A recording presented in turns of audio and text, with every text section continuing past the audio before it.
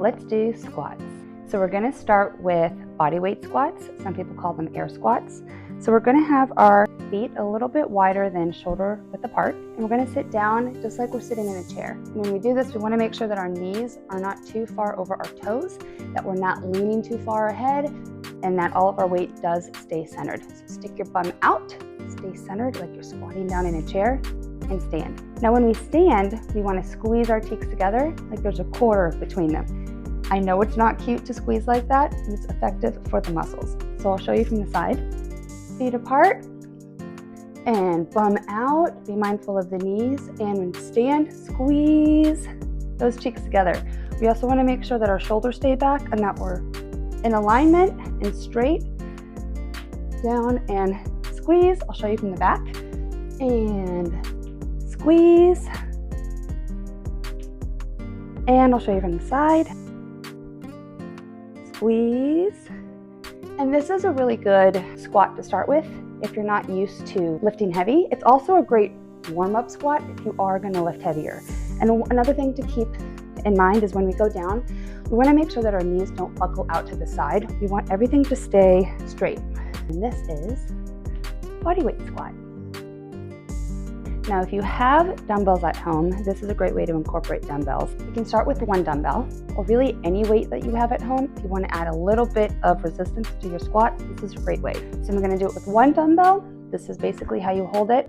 You just squat down, and I just hold it up, and I kind of rest it against my chest like this. And it just adds a little bit of weight, which is great. But this is how you would hold it with one dumbbell. With two dumbbells, we do want to make sure that when we have two dumbbells that the weight is not pulling us forward. I like to rest it right on my collarbone like this. Make sure your arms are secure, strong, feet apart, and this is squatting with two dumbbells. And I'll show you from the side. And we want to make sure that our weight stays centered. Bum out, not leaning forward too much, and straight up. And that's with the dumbbells.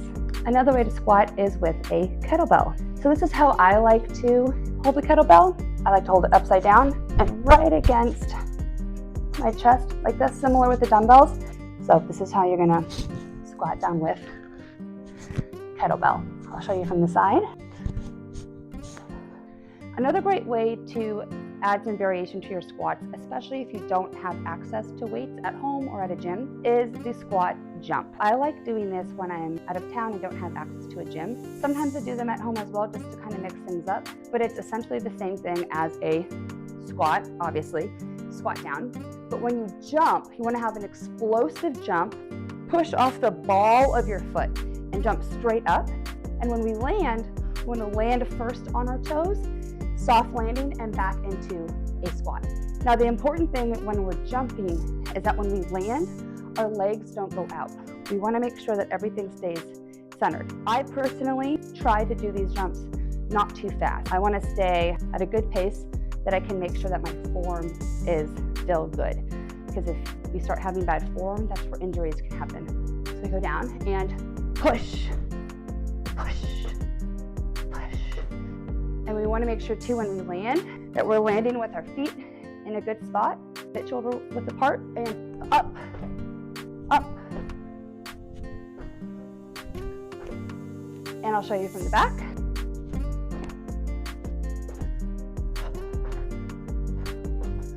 As you can tell, I get out of breath on these really fast every time. So if you don't have access to weights, this is another great way to add some variation to your squat and then to get your heart rate up. These are effective.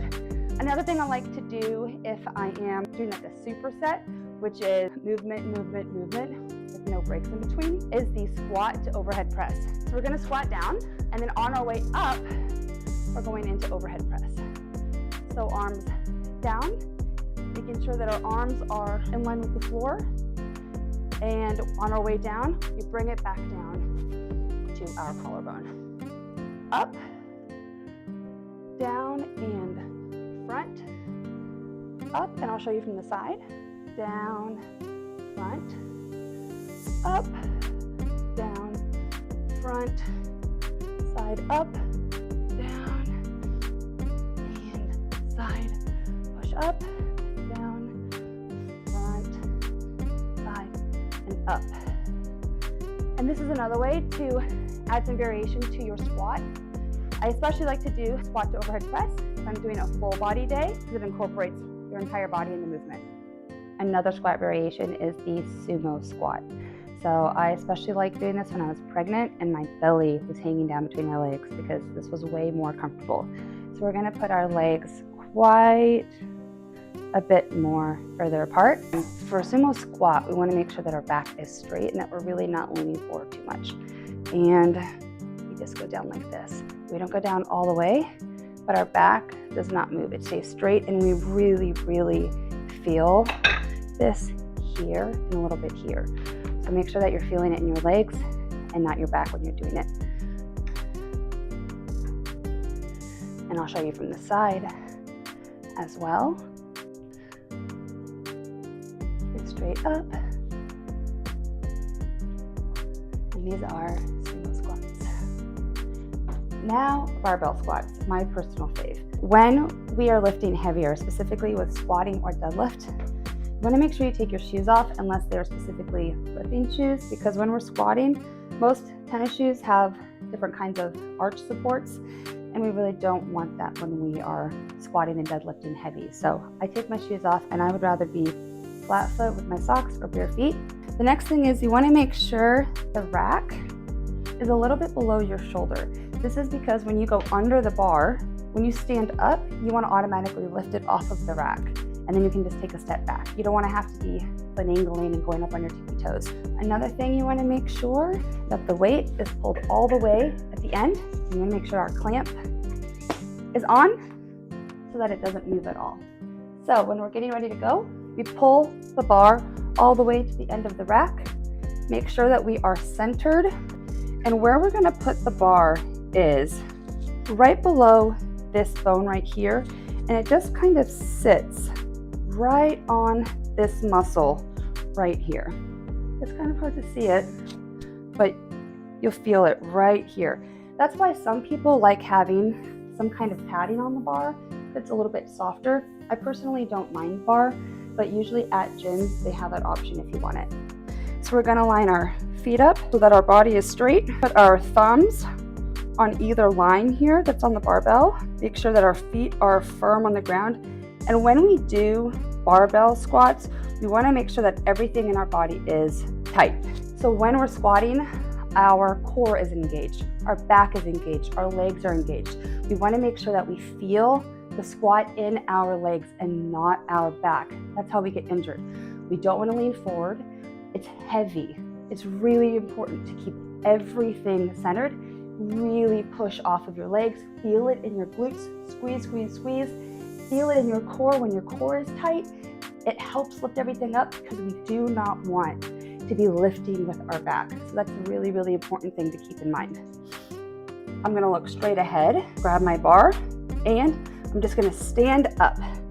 And it goes right off the rack. Take a small step back.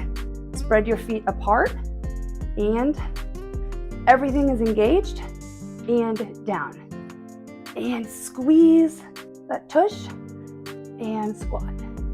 Squeeze that tush, and I'm just looking straight ahead. I'm not looking down, I'm not looking up. I keep my eyes directly ahead. Oh, you walk right up, and you just go down, and it catches. So that's why you want to make sure the back is below your shoulder. And that is barbell squats. I love these guys.